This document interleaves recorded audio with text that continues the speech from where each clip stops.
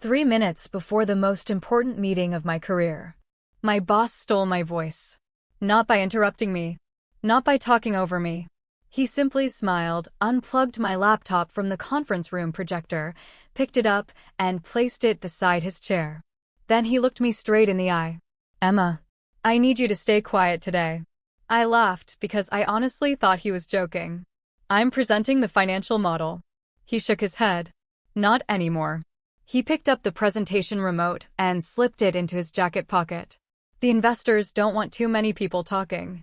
They want confidence. I'll handle it." Around the room, nobody said a word. Not the CFO. Not the legal director. Not even the CEO. Everyone suddenly became fascinated by their notebooks.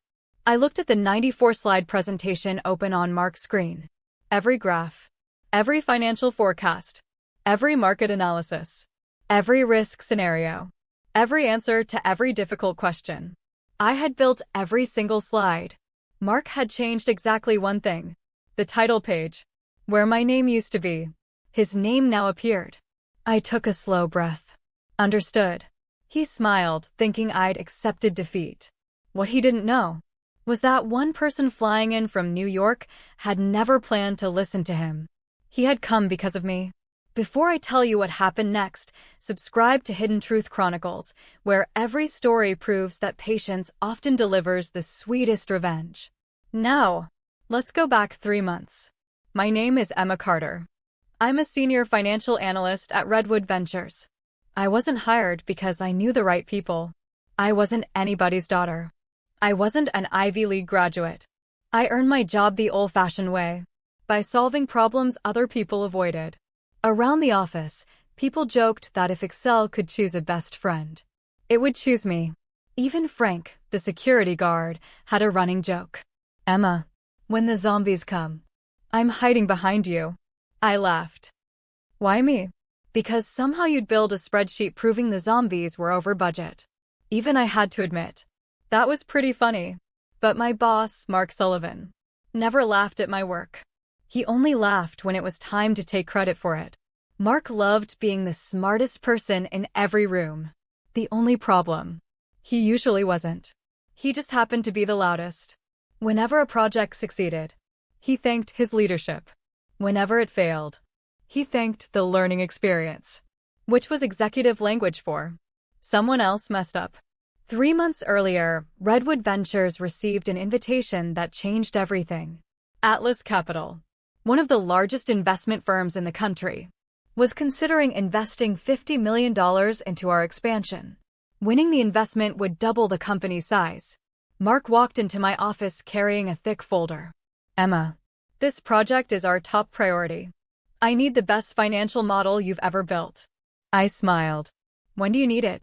He checked his watch. 90 days. For $50 million. Take 89. I laughed. He didn't. I should have realized then. He wasn't planning for us to succeed.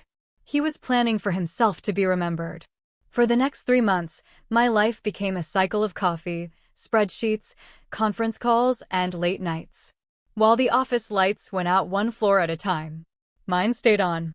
I analyzed 5 years of financial records, built 3 different investment scenarios, created backup plans for every possible market downturn. Even the cleaning crew started greeting me by name. One evening, Maria, who cleaned our floor every night, smiled and asked, "Emma, do you actually live here?" I laughed. "Only Monday through Friday." She shook her head. "When this company becomes rich, tell them I helped. I'll make sure you get free coffee." She grinned. "I'll hold you to that." Meanwhile, Mark's contribution was impressive. He asked me every Friday, "How's it looking?" That was it. No suggestions. No feedback. Just enough involvement to make it sound like he was leading the project. The night before the investor meeting, I emailed him the completed presentation. 94 slides. 116 supporting documents. 200 possible investor questions with prepared answers. 5 minutes later, he replied, "Looks great. See you tomorrow." That should have been my warning. Back in the boardroom, Atlas Capital's team entered exactly on time. Leading them was David Reynolds, one of the most respected investors in the country.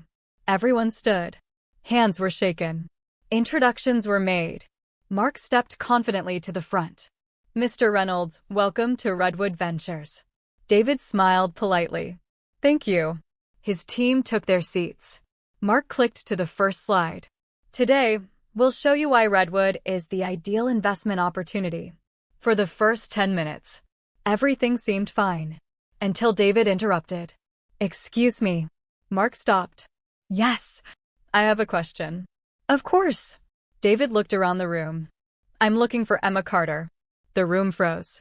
Mark chuckled. Emma works on my team. David frowned. I know. So where is she? Mark gestured toward the back of the room. Oh, she's just observing today. Every investor turned around. I raised my hand slightly. David smiled the moment he saw me. There you are. Then he looked back at Mark. I thought she'd be presenting. Mark forced another smile. I'll be handling today's presentation. David closed his notebook. No. I'd rather hear from Emma. The room became painfully quiet.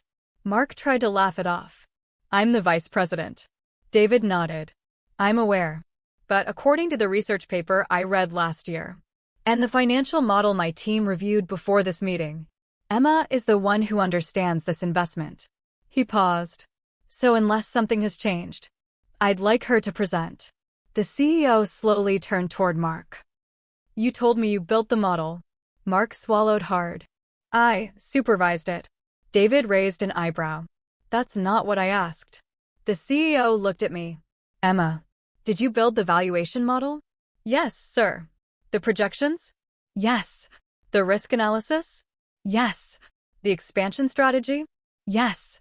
The CEO leaned back in his chair. Then he calmly held out his hand toward Mark. The remote.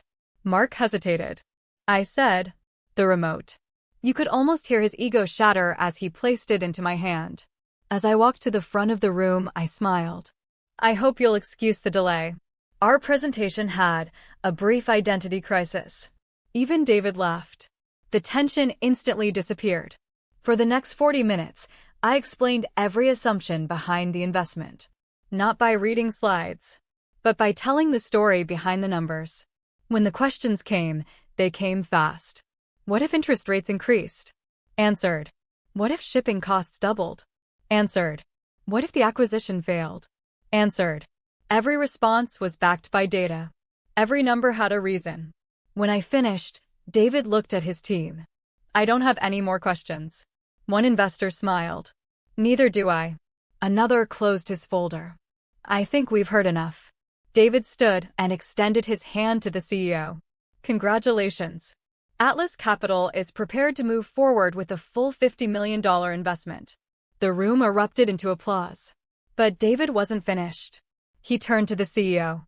I have one condition. The applause stopped. If Emma isn't leading the financial strategy going forward, we're not investing. You could have heard a paperclip hit the floor. The CEO smiled. I don't think that'll be a problem. He looked at me. Effective immediately. Emma Carter is promoted to Vice President of Strategic Finance. Then he turned toward Mark. And as for you, we'll discuss your future after this meeting. Mark stared at the floor. The same floor he'd expected me to walk across in silence. Funny how quickly things change.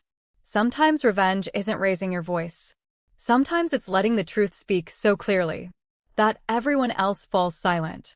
If you enjoyed this story, subscribe to Hidden Truth Chronicles for more unforgettable workplace revenge stories where integrity, patience, and competence always have the final word.